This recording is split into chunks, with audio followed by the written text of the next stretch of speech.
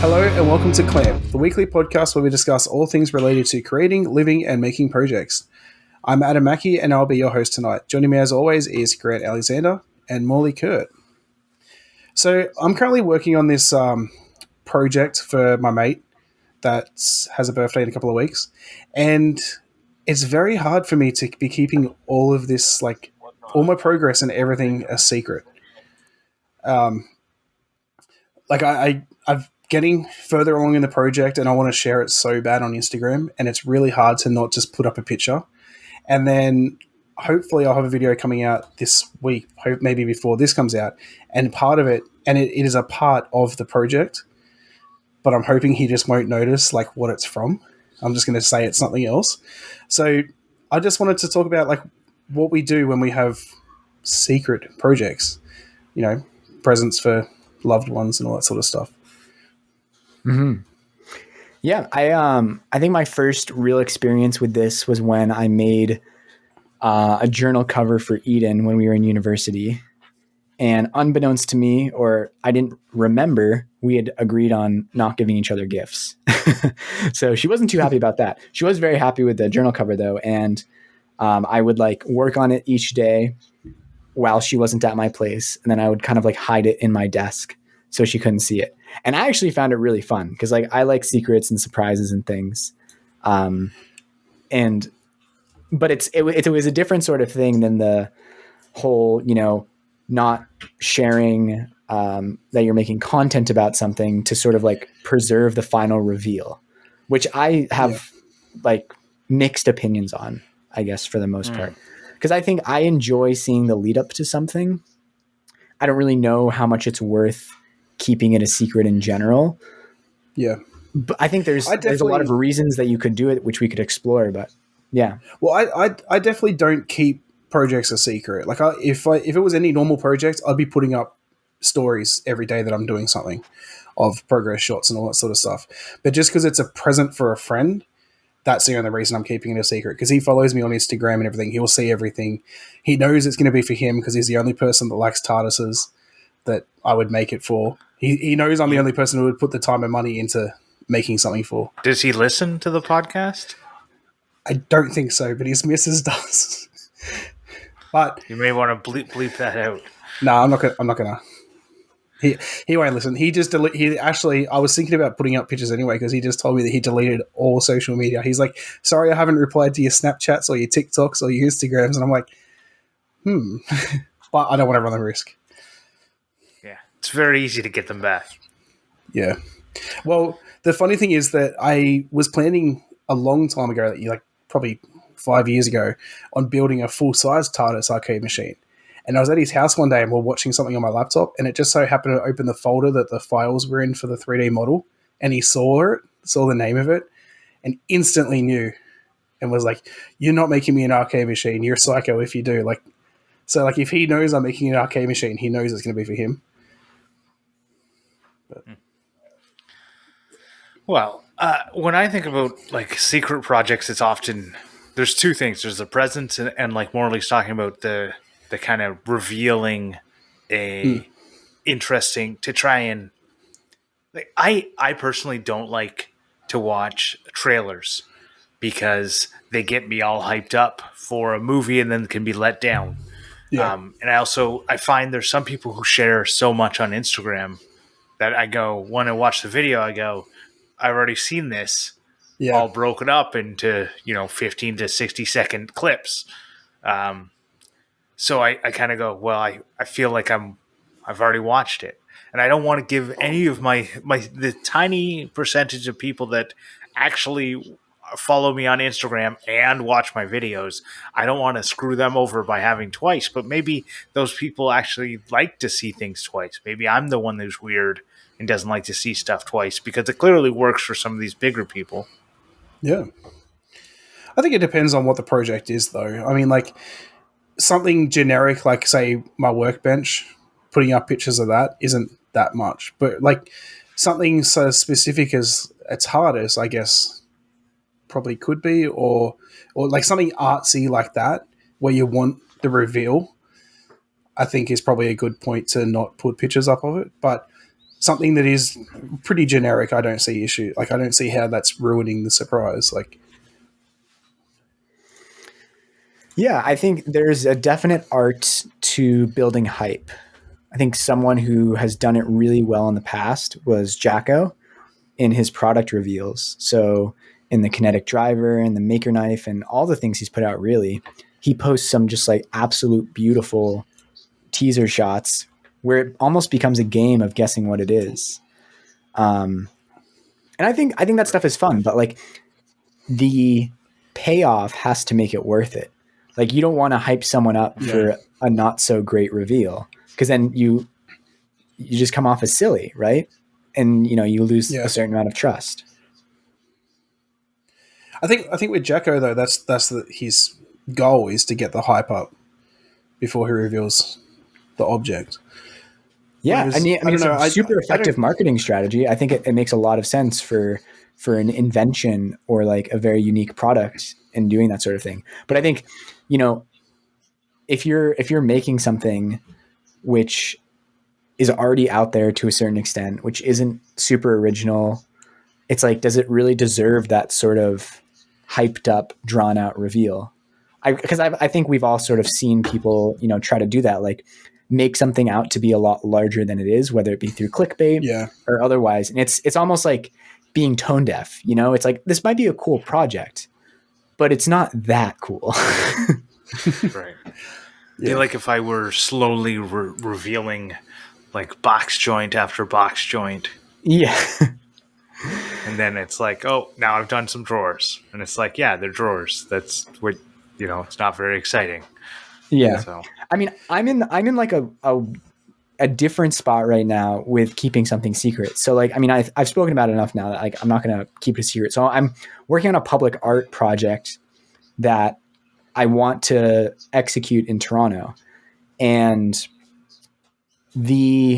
don't execute people in Toronto. That will no, I'm executing the project.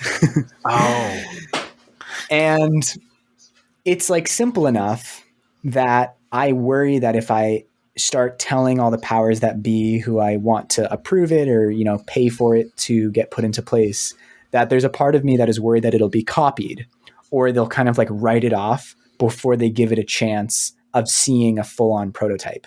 So I'm trying to stay like a little quiet about it until I have like the web page done, until I have like the prototype fully done, until I have a real like mission statement and clear narrative about it all done. So I think there's something, I think that's also like a very common thing in business in general, right? Like you don't want to go into that very important meeting before you have all your ducks in a row.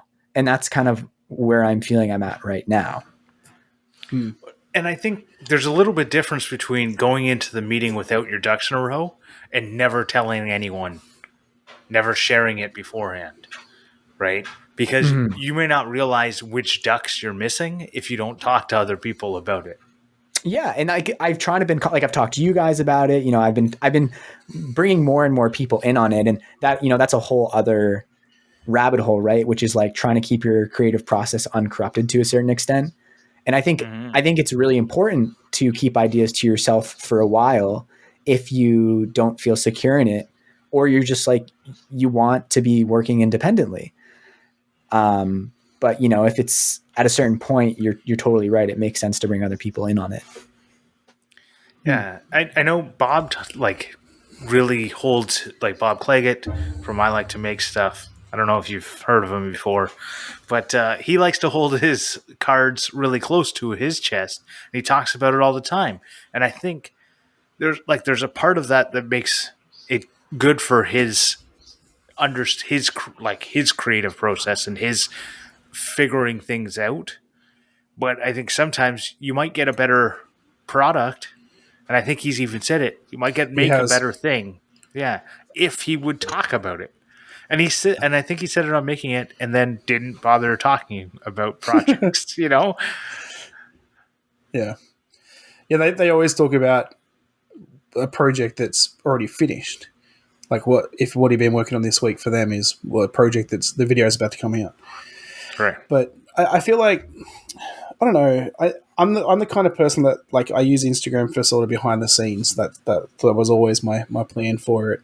You know, not really showing the finished project until the video is out, but like say for you, for instance, Grant, like putting up a picture on your stories of the drawers and going made all these drawers today doesn't give away the project, but putting up a finished picture of the closet before the video goes out does. Well, I did both those things, so I know, but And I I'm also just don't saying, think like, if you take that into account of like what you're sharing. Staying with this example, I think there's like zero downside to putting out a beautiful finish shot of the closet before you put out the video. And in fact, I think there's probably upside because it's, you know, it's like a straight up woodworking project. It's not like people are like, what? A closet exists and Grant built one? You know, it's a useful video that someone will probably get something out of. So like, why even keep that a secret at all? The big reason why I like to keep it a secret is usually because I'm going to be putting out a post when the video goes out.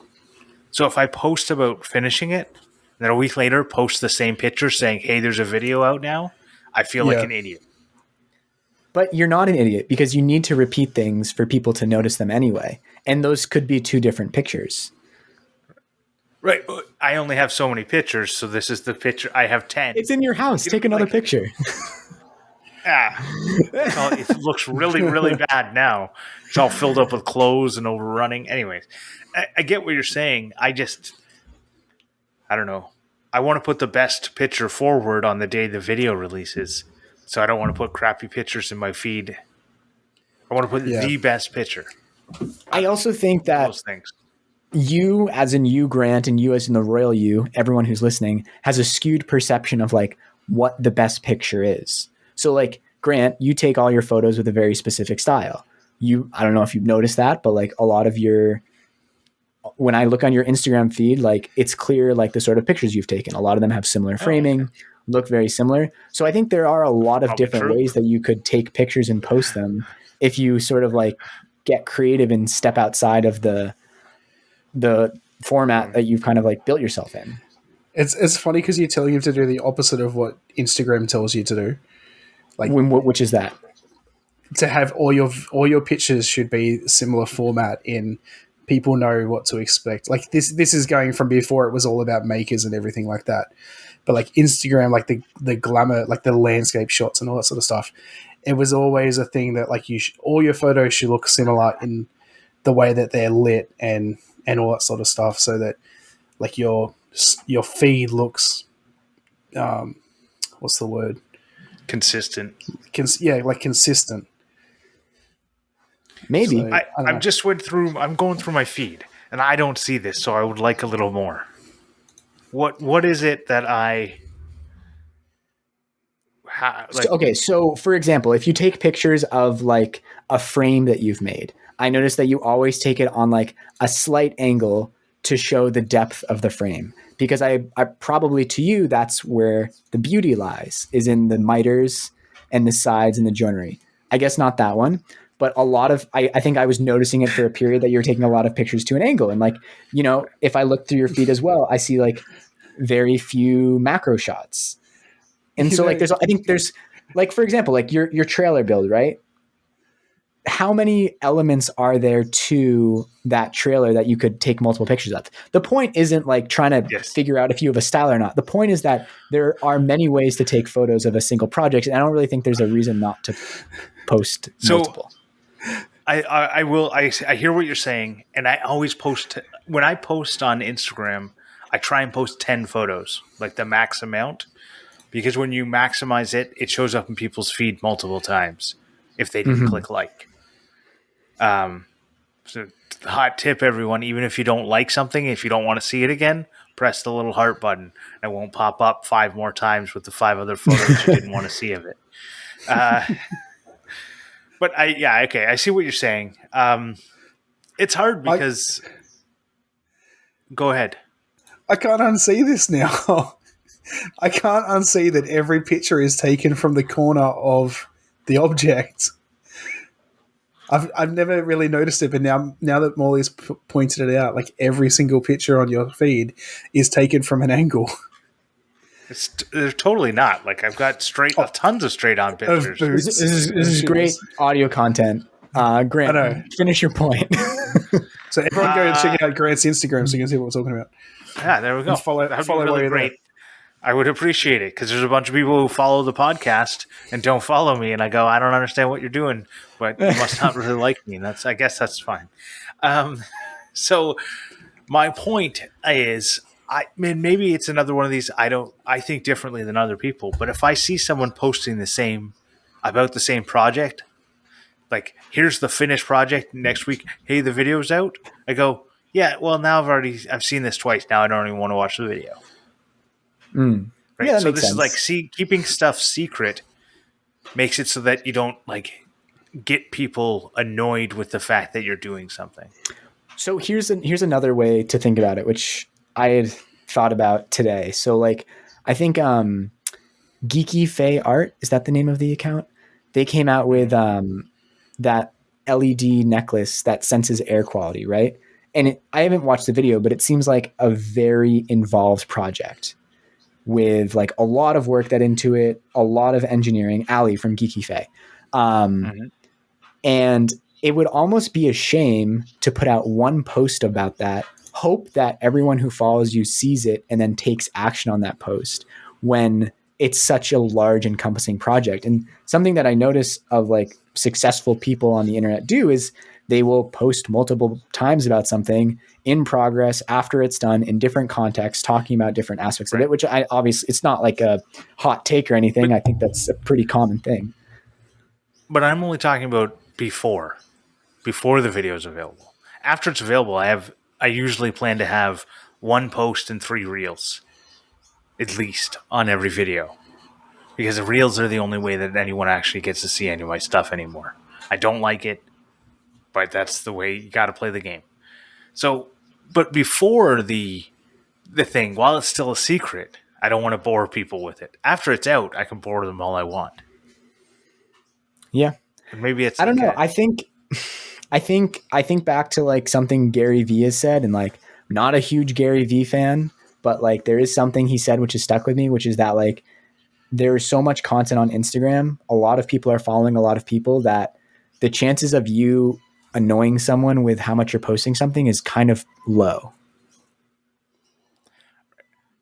I hear you. And maybe I unfollow people all the time because they post the same crap all the time. And I unsubscribe from people on YouTube when they start re-uploading old videos. And I just go, I've already seen this one. I've literally had people who have started re-uploading just old videos, not re-edited, nothing. Just I liked this video, so I'm re-uploading it. And it's like, no, you're annoying me. I don't know. Maybe I'm weird. That has nothing to do with being secret. So why don't we get back to keeping secrets? Mm-hmm. And how would you like to talk about that? I don't know. I was trying to get the host back in host mode. I was trying to think about how to bring it back, and I thought maybe you had no idea. I don't know. Yeah, I don't know. I find it really. I feel like if I was a big YouTuber that had plenty to post, that it wouldn't bother me as much having a secret project. But because I generally do one project at a time that takes a while, not having something to post for a long time is what's bothering me. So like someone like Bob, for instance, who keeps everything a secret till it comes out, has the content to post in the meantime. So he's not trying to fill up his stories or his feed with project shots, like current shots, if that makes sense. So why does that bother you? It just bothers me because I don't have something to post. But why does that bother you? Because I feel like I need to post for the people that follow me. I feel like I'm letting people down by not posting. Like I haven't posted for my Instagram for ages. And I don't know, I feel like shit for it. Yet I still keep getting followers every couple of days. But must be nice. I'm losing followers. I don't know what else going on. You know what's funny is that because I get the notifications for Clampcast as well.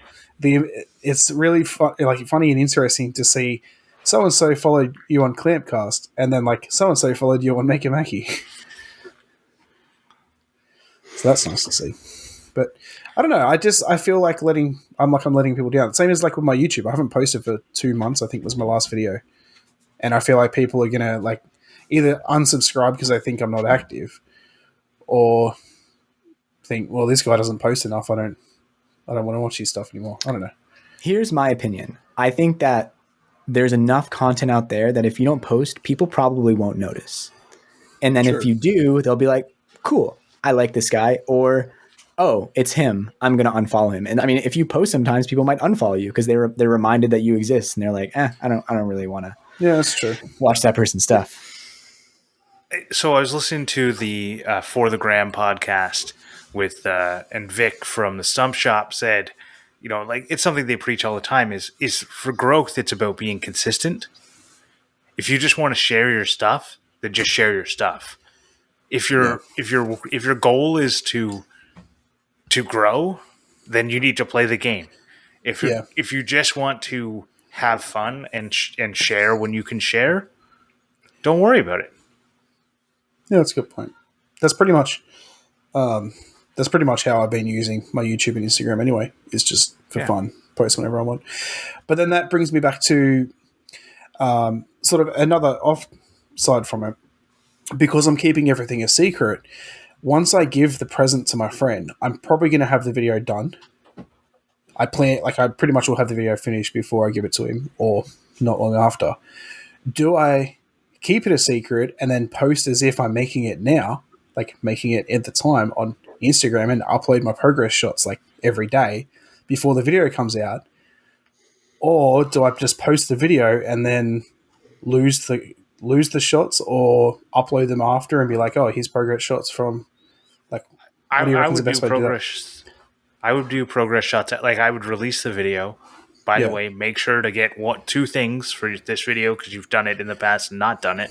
Make sure to get a finished shot of it and the reaction of the guy opening it. The reaction, I don't know if I will. So you got to get the reaction. Quick aside, speaking of reactions, I've been, as I've mentioned before, like going through Van Neistat's back catalog and watching all his videos up to present. And I just watched the video where he like buys his girlfriend a motorcycle, and the reaction to that was beautiful. It was so good. Like probably one of the best reactions I've seen on a video. Just like the reaction needs to be there. Yeah. Even if you just want to look at it yourself later, even if he doesn't want it on the tubes. But I would definitely, after you've posted it, you can post in progress stuff. Show the in progress in your Instagram. Yeah. I would have no problem with that. I suppose. I mean, as long as you don't watch. I suppose it would actually be more wrong of me to claim that I haven't finished it. Like that, you know, like, yeah. Whereas if I put up a picture of whatever and be like, this is like a progress shot from before I finish it or whatever. I don't know. I think you're just getting kind of wrapped up in the should of it all. Like, how do you want to present it? Like, do you want to build suspense? I mean, I think a lot of people know that you're making this already if they listen to this podcast or if they're in the Discord group. But they don't know what it looks like. Yeah, so you know, it's up to you. It looks like a TARDIS. It's true. That's a good point, right? Like you're making a thing that does exist, so the process might be the more interesting part of it than like what is it. Yeah, and I think that's also an important thing to keep in mind with secrets is just like understanding what is valuable about what you're creating. I think for me personally, like I want my videos to be a little bit more about like the story and the artistry about it. So I don't feel so attached to keeping them a secret because it's like the finished product is just a byproduct in a way. Like it's more about the video as a whole to me than it is about like, that is the thing that I made. Yeah. Yeah, I get that. But I mean, as I said, the only reason I'm keeping it a secret is because it's a present. Yeah. Otherwise I wouldn't. So I don't know. What about like with you, Grant, like with your anniversary every year? So you make earrings for Abby, or it's always earrings, right? Yeah, So but do I you keep usually them a do them secret? the night before, so it's fairly Right. easy to keep them a secret. Okay. No, yeah, I try and keep things a secret. Every once in a while, she'll walk in on when I'm working on it, and I, go, "Hey, get out of here!" and like yell at her, and she's like, I'm just trying to put out the garbage." Um, Yeah. that's her exact voice. It's so there is. I have tried to, and I've definitely like when I make stuff for my son, I try not to let him see. But when I was making the bed, like it was so big, I couldn't hide it. Yeah. Right, like when I'm making him like the little toy car, I wasn't allowing him to see it. Um, I don't know. It's hard. Hmm. I like keep. I don't mind keeping secrets. They're fun to see the reaction. Um, you know that maybe that's part of why I like it is I want people to have that fun surprise reaction, but I also get drawers aren't going to give it to them, Yeah, right? it's a good Yeah. point. It is. Right. Yeah. So I think that's more what you need to take into consideration with your secrets. Like you had a good point there, Morley, but I think another one is like, why are you keeping it a secret? Is it to get a big reaction? Yes. Then it makes sense. If you're doing it because you don't want to tip your hand to competitors, that makes sense. Mhm. These are Yeah. there's a lot of reasons to keep things secrets, and you got to figure out whether or not you got to balance that against what the potential good is of putting it out. Yeah, I think another reason is insecurity over, like maybe Adam alluded to, is like sharing too much, like feeling like you're just always talking about these things that maybe you think people don't care about, which I've had that feeling before, like, okay, I need to like maybe like tone it down a little bit, maybe this isn't very interesting. Yeah. I don't know, have you guys had that sort of feeling before, like questioning really. the value of what you're sharing? Not really. I mean, I always question the value of what I'm sharing, to be honest, but not in the sense that I wouldn't post it. I'm just put it up, and if someone watches it or if someone likes it, they like it, whatever. But I don't know. I So don't really have insecurities. it reminds me of the thing that Austin was talking about on the Making Our Way podcast about like the crap on Instagram Reels that are getting big views. Like somebody screws in 3 screws. This is just not even edited. It's just like 3 screws are screwed in, and it's like, okay, we don't need to see all this garbage. And so, yeah, I've definitely thought about that because I've definitely had times where I went, oh, this is kind of a cool shot of screwing in a screw. Should I share this? And then Austin gets in my ear and says, what are you thinking about, Grant? So I think that's a really interesting point. And I think it's an example of different perceptions of value. So if you look at like TikTok, which I'm going to talk about because TikTok is the precursor to Instagram Reels. So I believe the most successful videos on TikTok in general are about 7 seconds long, which is about the length of Vines. And I think for us who put a lot of effort into making longer videos, I think that makes us uncomfortable because it's like, well, people are seemingly putting in lower effort and they're getting all the success, which doesn't feel fair. And I think that's the sort of something that I've tried to come to terms with, in that I've mentioned before, I feel like my normal content doesn't really fit on TikTok or Instagram Reels. Same. And I, like Grant, like you said, like screwing in screws, I don't think that's bad or trash content. I think that's just the type of things that people want to see when they're on those platforms. Like if you want to see a movie, go to the movies. But if you're on Instagram Reels or TikTok, like people just want quick, bite-sized things. But screwing in screws is nothing. Like it's not nothing. It might be nothing to you, but to people who don't have that daily experience, it is something.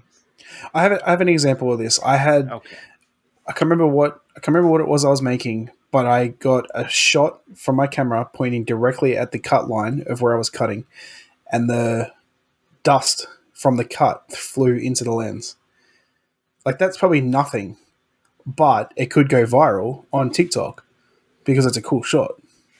It also could get 2 views. which is exactly what all my TikToks have been getting. I also want to point out that the best way to grow on TikTok is short videos, like 7 seconds, like maximum 15 seconds. So TikTok decides to let us go 10 minutes now. What is up with that? That is shit. I'm not going to watch a 10-minute TikTok. No. I don't know. It defeats the purpose of the platform. Okay. I get what you're saying, Morley, about we put in a lot of effort.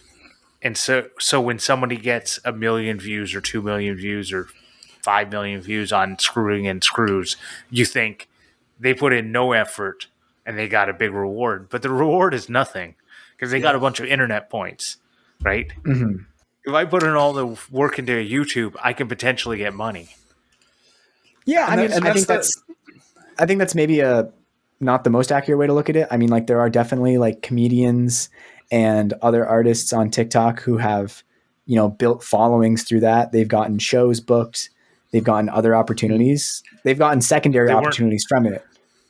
They didn't screw in 3 screws and then screw in 3 more screws. There are definitely people who there's people who put in a ton of effort to make a 7-second video too. Yeah. And go viral. And it's totally awesome. I don't have I guess the problem is it's like I don't understand the algorithm. It's probably more the I don't understand why certain things catch on and other things I go, wow, that was like really awesome and cool. And not even my stuff. I see other people's stuff. That was really awesome and cool. It's like 30 views. And I'm like,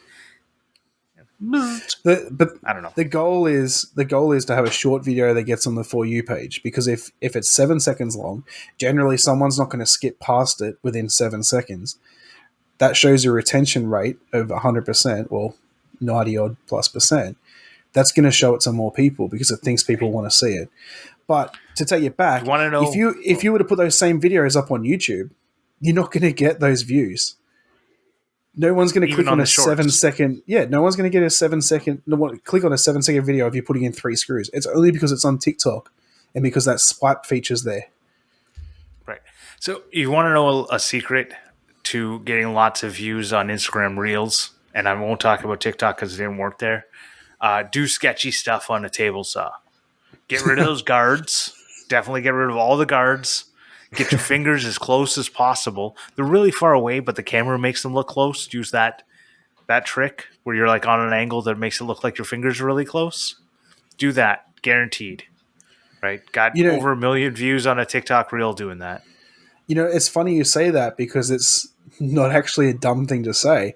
I saw a TikTok today of someone cutting dowels on a table saw, and they put their hand on where the long part of the dowel was and then took it off and put their fingers on the short part of the dowel on the other side of the blade. And it looked like their fingers were like within a centimeter of the blade. And they ran the cut through the blade. And it had millions of views and comments of people being like, what's wrong with this guy? But it got the views in the comments, and that's what they want. That's what TikTok sees and goes, that's what everyone reacts to. That's what they want to see. So that's the secret, the real secret. We're talking about secrets. The real secret is jeopardize your safety in every way possible just for the gram. Well, it's not even your safety. It's all, I don't know why we're talking about how to grow on TikTok, but it's also the anything that gets a comment. Aren't big on TikTok. but it's anything that gets a comment. Right? Like I put up a video today, a TikTok today of me screaming a song. I probably can't scream at all, and I'm sure I probably sound like crap. But if I get people to comment on that and be like even if it's negative comments, it's interaction. Yeah, I'm bigger on TikTok than I am on Instagram, Facebook, or YouTube. So I find it so funny that you hate TikTok, and every time I go through the For You page, you keep coming up. It's like a curse. Yeah. Yep. Yeah.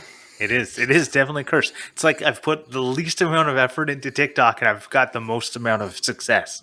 And that's exactly what I feel about the fuckers who put the screws in and go zip, zip, zip. And I go, that wasn't as much effort. So I get what you're saying. But to bring it back to secrets, it makes me think of my Clampmendation this week. Clampmendations! Because they put a lot of behind the scenes stuff into the different feeds of the people who were there filming. I'll talk about it now, but the Making Fun show, if you were following the people before the show came out, while they were doing the filming, there's tons of behind the scenes stuff in their stories, but you never saw the end products. Even when you're watching the show, they do a really good job of cutting the building before the reveal. You know, Yeah. it's something that, like, I think makes a lot of sense to build suspense that way and keep things secretive. But they do it in a nice way. They show a lot of it, but then they don't show the final reveal. So, what are your guys' thoughts on something like that? Would you It's ever actually cut a build slightly short and then cut to a reveal? it's actually a really good idea, to be honest.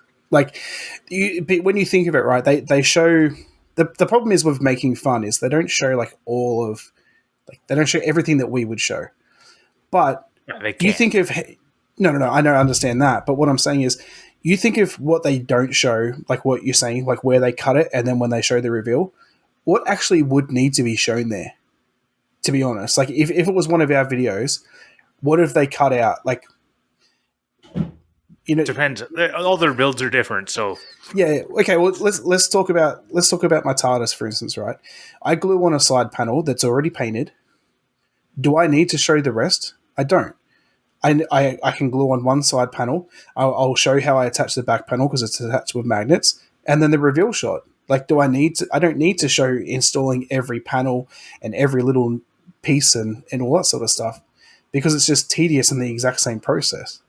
right. But they do it even like more where they don't even like. I like to show the last screw going in and like me closing the drawers are the example I'm going to use.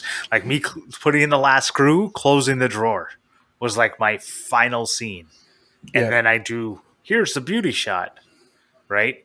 Whereas they went from like it's a half finished looking like I garbage see. to cut now. Beauty Yeah, I think shot, that's because they do a I think reveal, that's right. I think that's great. I think that makes for like really exciting drama driven stuff. And because if you get enough of the meat at the beginning, like do you really need to see the repetitive process? And again, like it's for the reason that you're watching it, right? Like if it's a show that's more for entertainment than instructional. Exactly. I was about to say the same thing.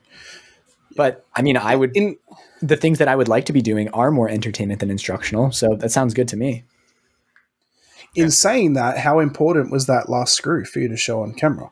Like if you showed putting in the slides and putting the drawers in place, and then next cut is the finished like glamour shots, I don't see how that would affect That So might make your basically, retention what better. I You don't did know. is I took all of the crap, like I showed putting in one thing, one drawer front, and then I Yeah. went to putting in the handle, the last screw for the last handle, and pushed it in. So it's as if I did that anyways. Yeah. Exactly. Yeah. I just didn't do it. I did it slightly different. Yeah. Whereas I reckon it might have actually been better to focus on that one drawer, and then once that one drawer is installed, then be done. Like with the handle, rather than cut to the last one. Sort of focus. It depends on again, what Morley said, it depends on the type of video you're trying to make. Right. Because if you're that was a trying to do how-to like a video. how-to, if you're trying to do a how-to video, focusing on one drawer, on like this is how we install this one drawer, and then like people are going to know all the rest is the same. I think focusing on that one I drawer don't and know. then it's Did all you done. watch the video But yet? I haven't watched it yet. No. Grant has Anyway. a great way of making you feel ashamed and that he's disappointed in you for not watching his videos. Yeah, I am. I am disappointed because if I know, but can't you make us feel it. right, I'm glad I should. It's a Catholic upbringing. I learned from the best. But that's I've watched every other video. I just haven't watched that one. right. I know. But if I can't get my two best friends to watch the video, two best maker friends, the guys I hang out with at least once a week. I honestly just been too busy watching Donut Garage, which is my Clampmendation for this week. Actually, it was. Clampmendations.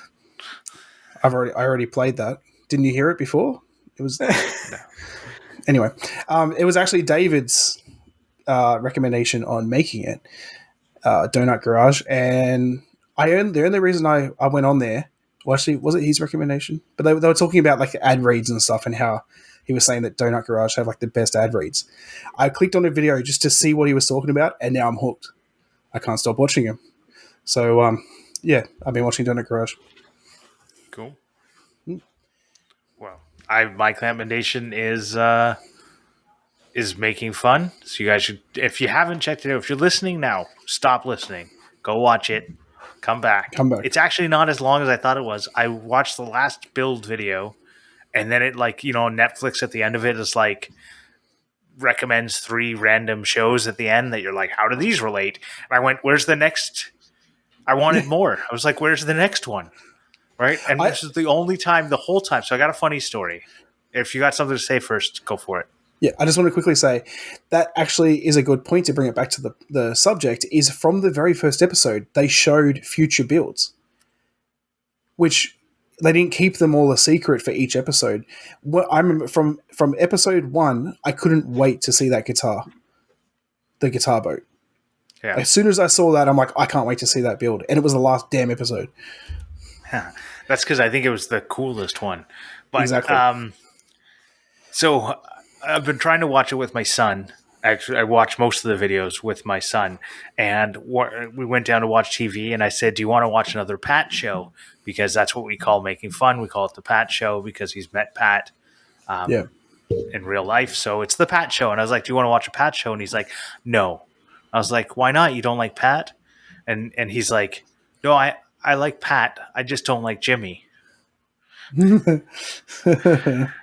Apparently, the grumpy Jimmy acting actually worked on a 4-year-old. It didn't fool anyone else, but it totally worked on a 4-year-old. But that's because we know him. Like, he has a big enough presence. No, where people I know spoke to he's someone not who didn't know him and was watching the show and was like, yeah, it just doesn't seem natural. Yeah. Like, he even has like a little bit too much fun. Right? Like when he's riding the bicycle, he's having a little bit too much fun. It's funny. David brought it up on making it, and he's like, I was watching it, and I'm just like, who is this person? This isn't the Jimmy I know. But yeah. All right. I wanted to shout out Jacob, formerly of Native Son Wood Art, but now of Maker Cuisine, because I feel like he's found his voice. I watched the video he put out on making guacamole, and it was like so good. He seemed like so in his element. Knife skills he's a chef, so obviously his knife skills are good, but like very impressive knife skills. Had like some camera angles going, good banter, and I'm excited about it. I think it's gonna do well for him if he keeps at it. So yeah, go check out his YouTube channel, Maker Cuisine, and let's get him to be the next top food blogger in the world, baby. Yeah, he definitely looks a lot happier in that guacamole video. Like he's found his voice and he's happy with what he's making, which I think is good. See you two both watch that video, but not my video. Yeah, see how it is. On that note, usually, I missed Patreon because we skipped Clampmendations. So I want to thank our Patreon supporters who not only listen to our show, but get to listen to our pre-show and after show. Maybe they watch Grant, maybe they don't. I don't know. But anyway, I want to thank our F Clamp level supporters, Brent Jarvis from Clean Cut Woodworking and Vincent Ferrari from Because We Make Podcast. And also, if you are a Patreon or become a Patreon, you get a keychain made by our one and only Morley Kurt. And you can join up at patreon.com/clamp. Now, usually we would have Morley read our reviews. I forgot the word because it's been so long. I thought you forgot the word because I sneezed while muted and you were distracted. Well, maybe that too. I'm also have my phone in my hand for the next part. Would read your review in your accent. That's the word, accent. But because we don't have a review, yeah, that was bad. I am going to do Adam's Australian Word of the Week, which we've been doing for a while, and they're really fun. So I have one, and I have a backup in case, because I think it might actually be a well-known term by now. But do you know what a budgie smuggler is? But Um, sounds to me like underwear. I think of like someone who's smuggling drugs in a body cavity. Okay, so you don't know what a budgie smuggler is. Okay. Okay. I don't know. What is it? It is an item of clothing. Is it like a Speedo? Yes. 100%. Specifically, is it like a very like risque Speedo? No, it's just a Speedo. Okay. In saying that, there is a company created in Australia called Budgie Smugglers. The word's been around way before them, but they make like, I don't know, like the Hawaiian shirt version of Budgie Smugglers. Not Hawaiian shirts, but like they've got like pictures and stuff all over them and that sort of stuff. Well, there we go. Save the next one for next time because we didn't get it.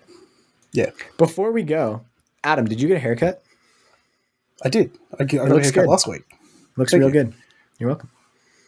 My wife made me cut off the ponytail. She didn't like it. But yeah.